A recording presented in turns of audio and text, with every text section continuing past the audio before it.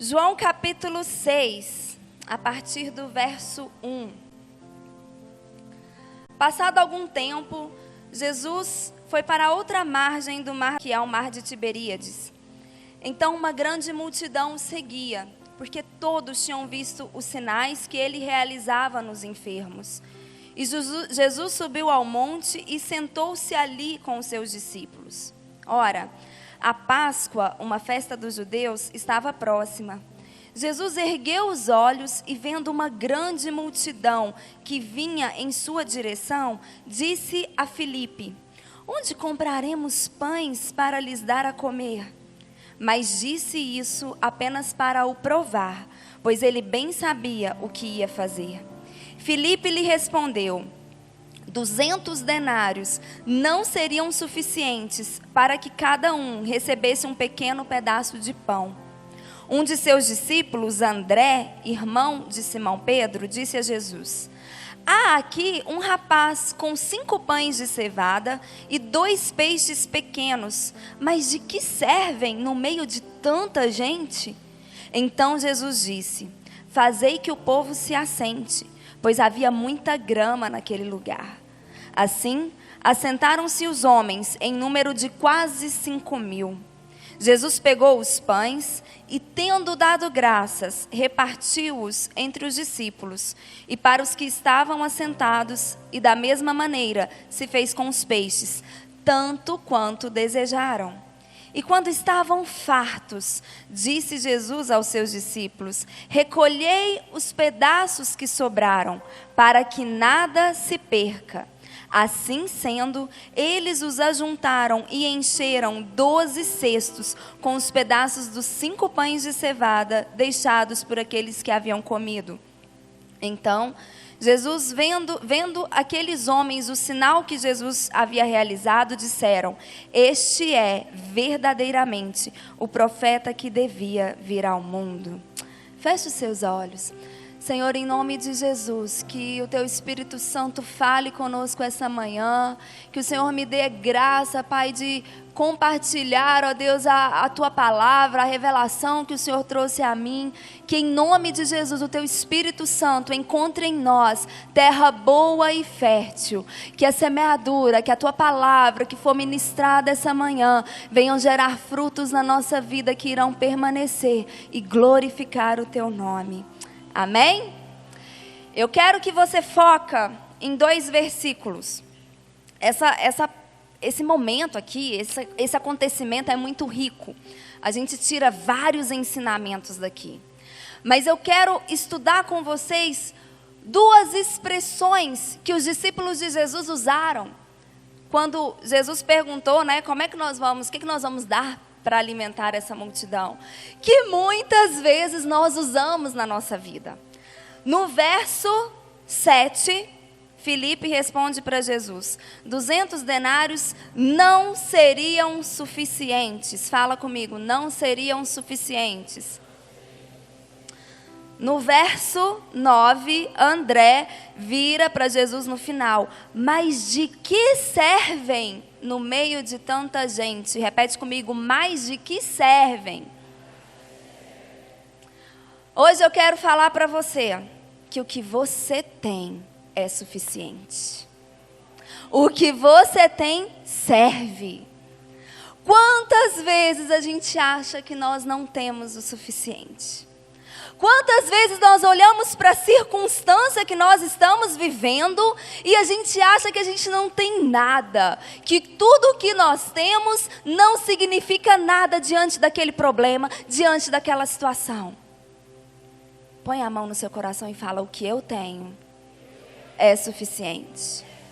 Vamos aprender com a Bíblia?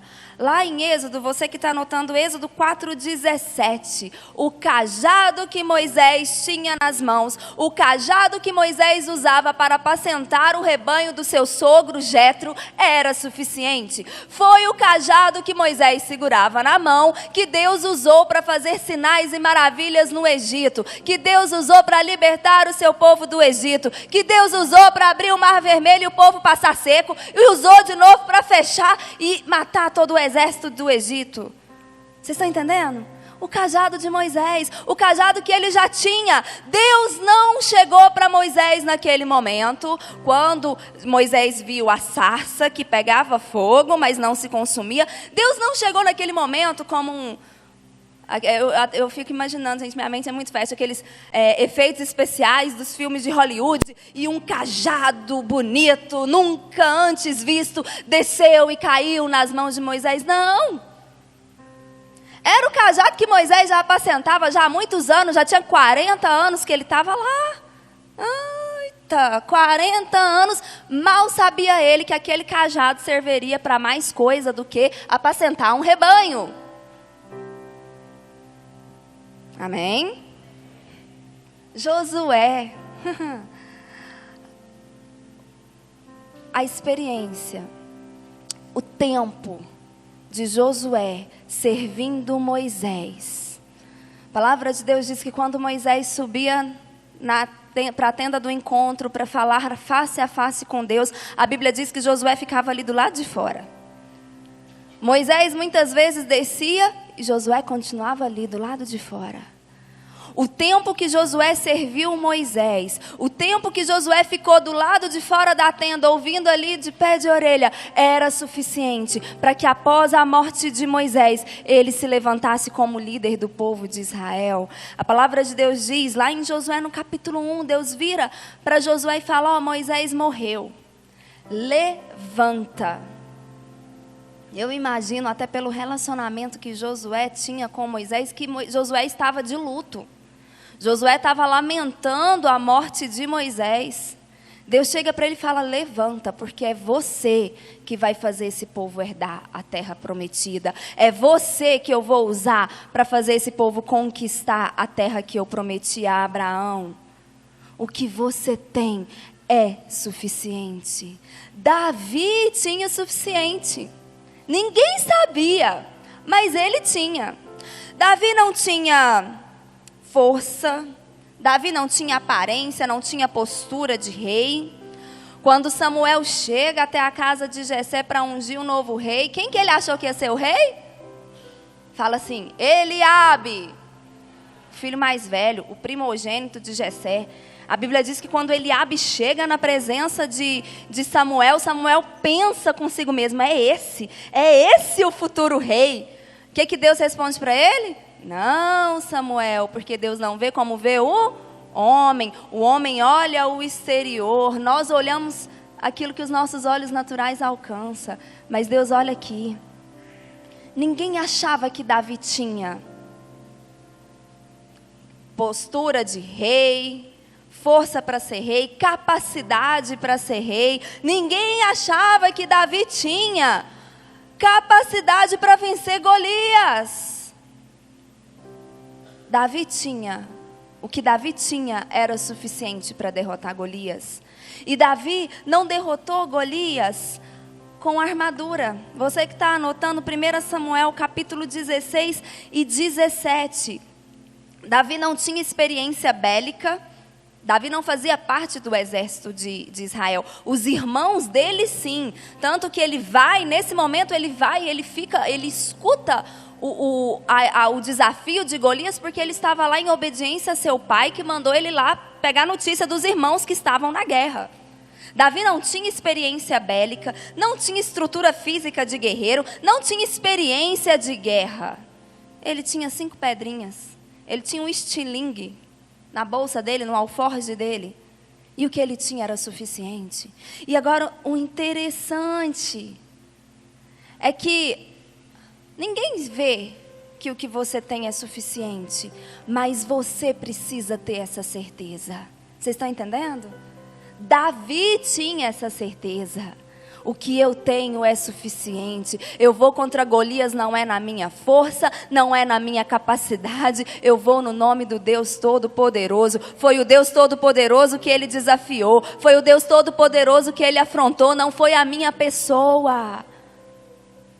Ninguém sabia, mas Davi sabia. Eu e você precisamos ter essa certeza. Eu e você precisamos ter essa convicção de que o que nós temos, de que aquilo que Deus já nos deu, já colocou em nós, é suficiente para nós passarmos por toda e qualquer situação na nossa vida. Amém? Tentaram colocar uma armadura em Davi. A armadura do próprio rei. Com certeza era a melhor armadura que tinha. Era a armadura do próprio Saul.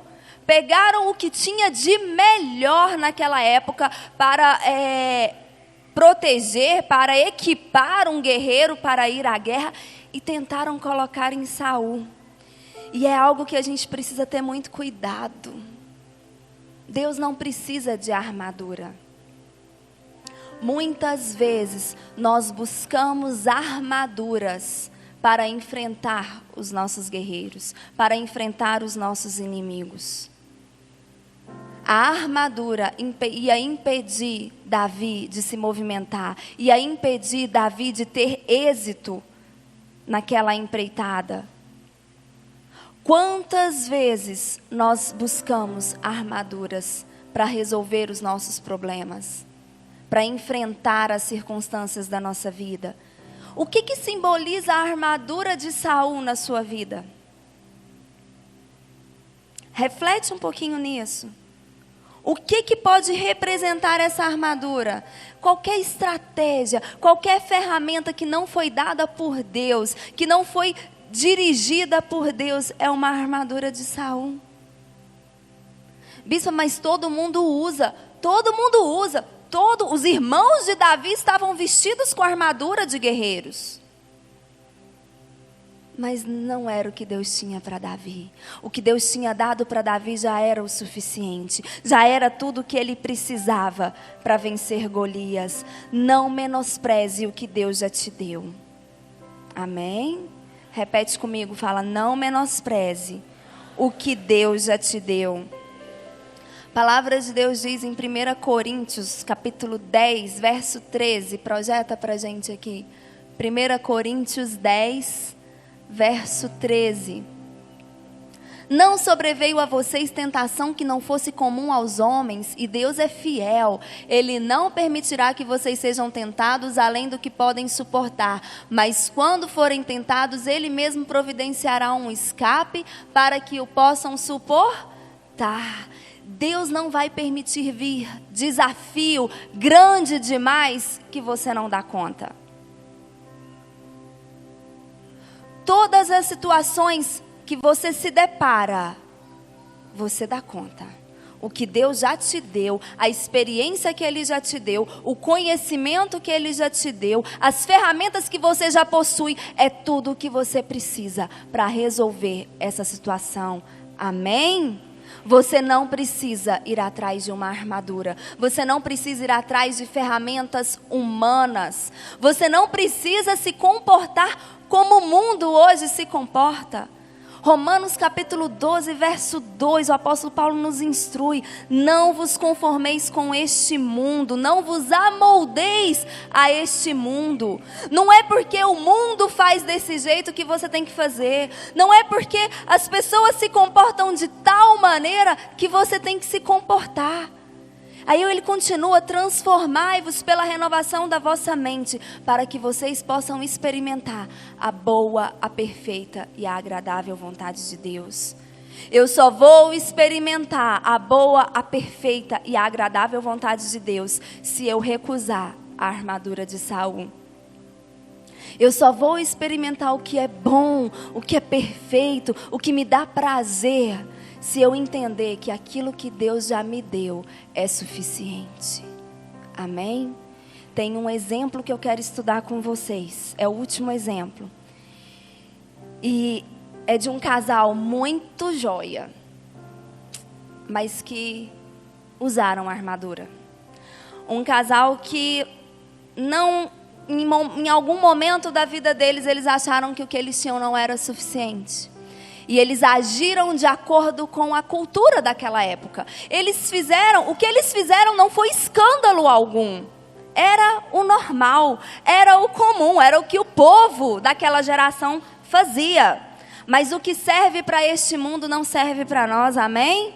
Nós somos cidadãos dos céus, nós somos filhos de Deus. O que serve para mim é os princípios de Deus, é o que está na palavra. Não interessa se o mundo faz, não interessa se as mulheres deste mundo hoje praticam tais atos. Se não está na palavra de Deus, eu não posso praticar. Se a forma com que as pessoas lidam com o casamento não é de acordo com o que está na palavra de Deus, não serve para mim. Se a forma como as pessoas lidam com seus negócios, com as suas finanças, não é o que está na palavra de Deus, não serve para mim. Não é assim que eu vou vencer profissionalmente. Não é assim que eu vou vencer na minha vida financeira. Não é imitando o comportamento do mundo. É entendendo, crendo e acreditando que o que Deus me deu é suficiente.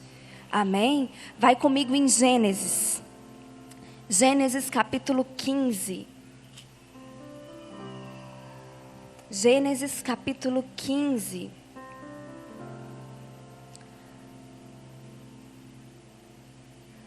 Abraão e Sara. No verso 1, Deus fala com Abraão, por meio de uma visão. Não temas, Abraão, eu sou o teu escudo e grande será a tua recompensa. Contudo, Abraão declarou: ó Todo-Poderoso Senhor meu Deus, de que valerá uma grande recompensa se continuo sem filhos?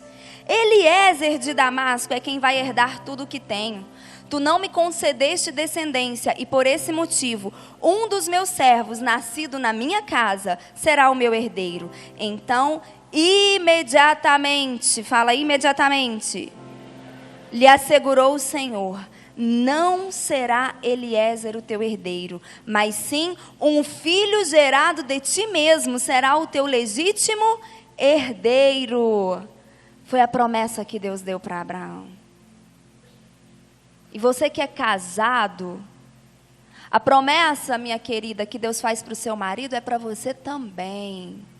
A promessa, meu querido, que Deus faz para sua esposa é para você também. A partir do momento que vocês se casaram, vocês se tornaram uma só carne. Deus olha para vocês e Ele vê um. Era a promessa que Deus deu. Falou: não vai ser o seu servo. Não vai ser Eliezer que nasceu na sua casa, que você conhece desde bebê. Não, que você ensinou e que provavelmente tinha um carinho muito especial por ele. Não, é um filho legítimo. Um filho que vai sair de vocês. Era a promessa. Era tudo que Abraão e Sara precisavam. A promessa de Deus na nossa vida é suficiente. Nós não podemos lançar mão de armaduras, nós não podemos lançar mão de estratégias humanas. Olha o que Sara faz. Sara e Abraão, né? No capítulo 16, verso 1. A mulher de Abraão, Sarai, aqui ainda era Abraão e Sarai, não lhe dera filho, mas tinha uma serva egípcia, chamada Agar. Então Sarai propôs a Abraão: ouve, eu te peço.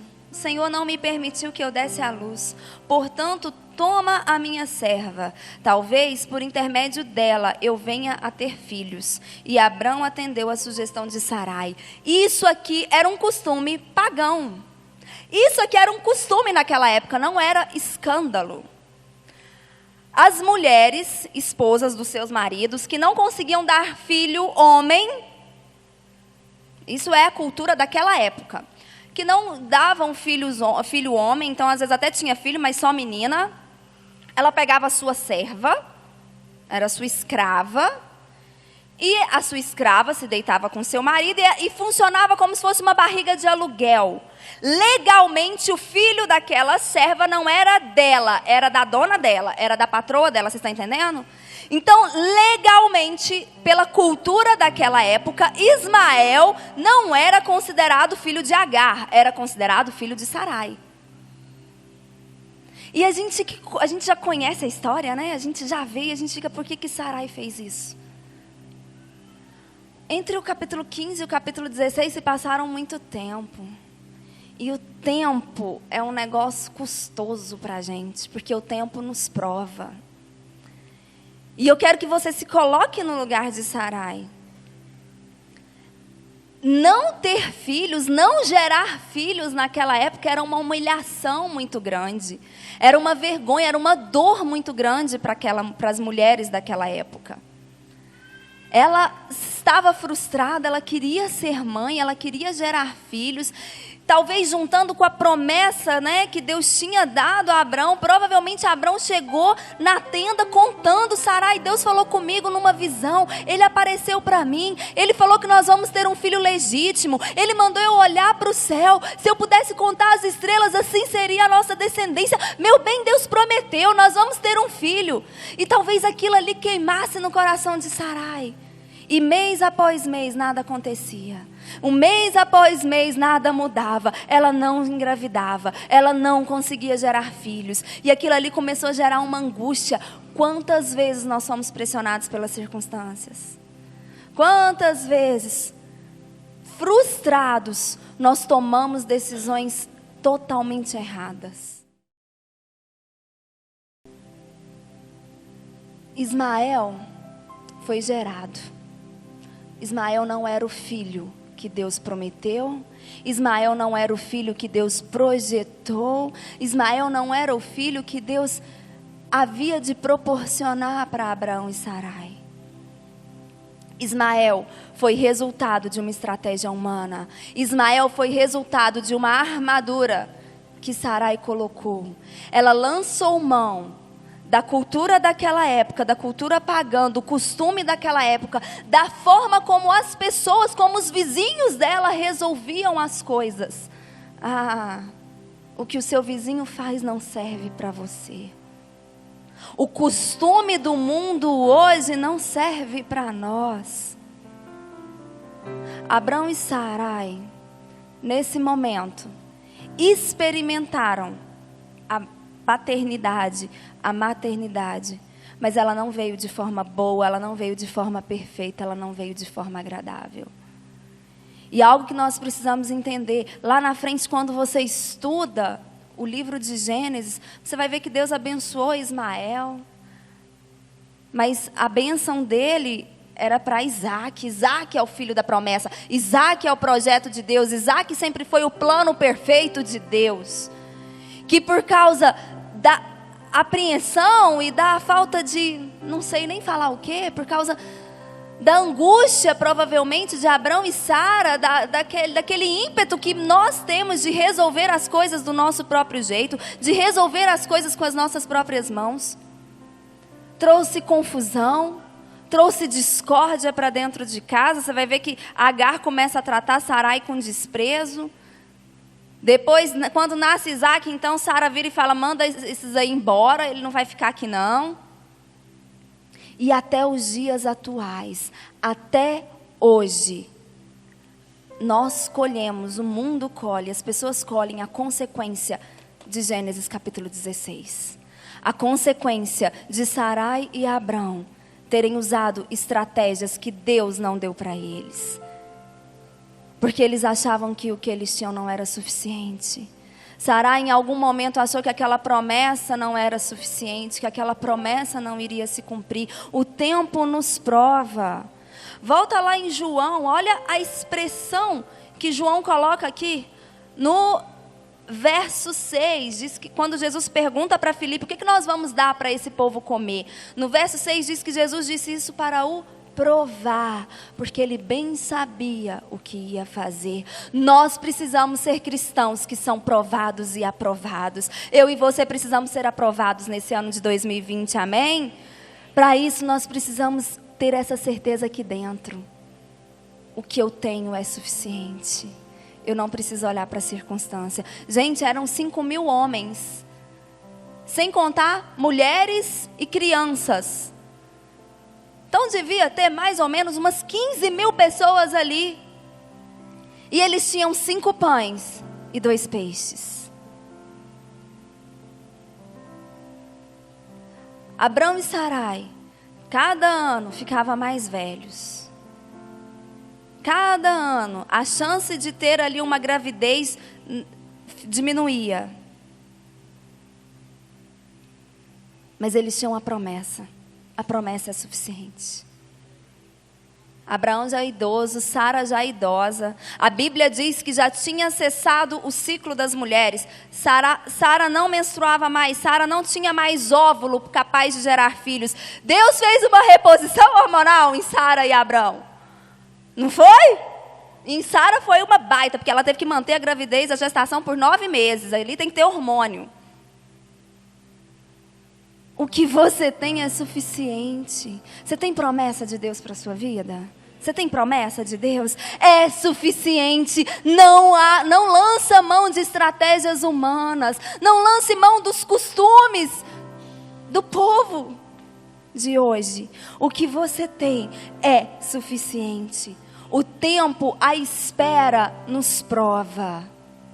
Seja aprovado nessa espera. Seja aprovado em esperar e em crer que você não precisa agir com as suas próprias mãos. Você não precisa lançar mão de armadura de Saul. Você não precisa, porque o que Deus já te deu é suficiente. O projeto que Ele tem para você, o propósito de vida que Ele tem para você é suficiente. Creia nisso. Declare isso, amém? Não crie problemas pressionado pelas circunstâncias. Jesus é a fonte de milagres. Lá em Mateus, no último capítulo 28, no último versículo, Jesus está despedindo dos seus discípulos. Aí ele faz aquela grande comissão, né? Vai, prega o evangelho a toda criatura, Judeia, Samaria, até os confins da terra. Aí ele vira e fala que os sinais vão acompanhar ele. Fala, eis que eu estou convosco todos os dias, até a consumação do século. Jesus está com você. Jesus é a fonte de poder. Jesus é a fonte de milagres. Jesus é a fonte de provisão. Jesus é a fonte de graça. Jesus é a fonte de fé. Jesus é a fonte de poder que você precisa para que o seu milagre aconteça, para que a situação se resolva. Jesus é a fonte.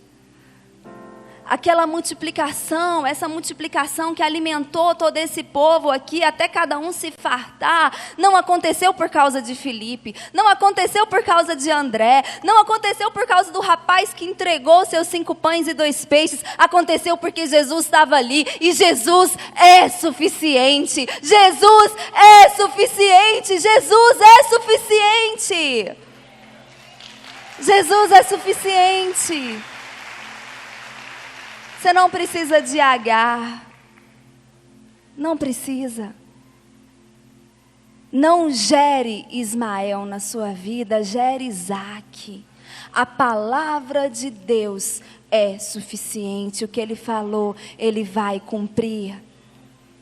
Quando Filipe e André respondem para Jesus, o Filipe dá uma resposta assim para Jesus: não seriam suficientes para que cada um recebesse um pequeno pedaço de pão. Está no verso 7. Não é suficiente para que cada um receba um pequeno pedaço. Nem se eu tentar partir aqui migalha, eu vou conseguir alimentar esse tanto de gente. A palavra de Deus diz, no verso 12, quando todos estavam fartos, recolheu 12 cestos com aquilo que sobrou, porque nada podia se perder. Jesus não deixa nada se perder, amém? Na expectativa de Filipe, era dar um pedacinho para cada um. A realidade com Jesus na história é outra. Todo mundo come e se farta e ainda sobra. Em Efésios, no capítulo 3, a palavra de Deus diz que Deus é poderoso para operar em nós infinitamente mais do que aquilo que pedimos ou pensamos. Esse é o seu Deus, esse é o Deus que habita em você, esse é o Deus que antes de ser glorificado, de subir aos céus, falou, eu vou estar com você todos os dias. Pergunta para Ele, pergunta para Ele. Jesus, quando Ele para falar com a mulher samaritana, Ele encosta ali na fonte de Jacó, não é? A gente não lê isso? Uma fonte inesgotável, encostado e descansando numa fonte esgotável. E Ele vira para aquela mulher e fala, se você beber da água que eu te der, você jamais vai ter sede, porque do seu interior fluirão rios de água viva, do seu interior vai fluir fontes de água viva. Você tem tudo o que você precisa para vencer as suas batalhas, tudo que Deus colocou dentro de você é suficiente para provisão da sua família, é suficiente para que haja cura na sua casa, é suficiente para que o milagre aconteça, porque a fonte está dentro de você. Não é por você, não é por mim, não é pelo nosso esforço, não é por nossa causa, é por Ele, é por causa dEle, é através dEle. Ele é a fonte de poder, com Ele tudo é suficiente, com Ele basta uma pedra para derrubar o gigante. Basta, com Ele basta uma palavra falada, quando Abrão e Sara ainda eram jovens adultos, se cumprir quando eles já eram velhos. Talvez, a aflição de Sarai, a pressa de Sarai, em gerar filhos, em dar alegria para o seu marido, tenha atrasado o surgimento de Isaac. Talvez, eu não posso afirmar isso, mas talvez. Deus deu a promessa. Eles foram provados pelo tempo. Nessa provação eles não foram aprovados. Eles agiram como costume daquela época e geraram Ismael. Deus, na sua infinita graça e misericórdia, o que Ele prometeu, Ele cumpre. Graças a Deus, né? A gente pode fazer besteira, a gente pode agir e meter os pés pelas mãos, mas se Deus prometeu, Ele vai cumprir. Ele não é mentiroso, Ele não é homem para se arrepender. O que Ele prometeu, Ele vai cumprir. E através da graça e misericórdia de Deus, Isaac é gerado. Transforma a sua mente, não se amolde ao mundo, não lute com as armas do mundo, não use as estratégias comuns nos nossos dias de hoje. Transforme e renove a sua mente, para você experimentar o bom, o perfeito e o agradável, que só vem de Deus, porque o que Ele te deu é suficiente, amém?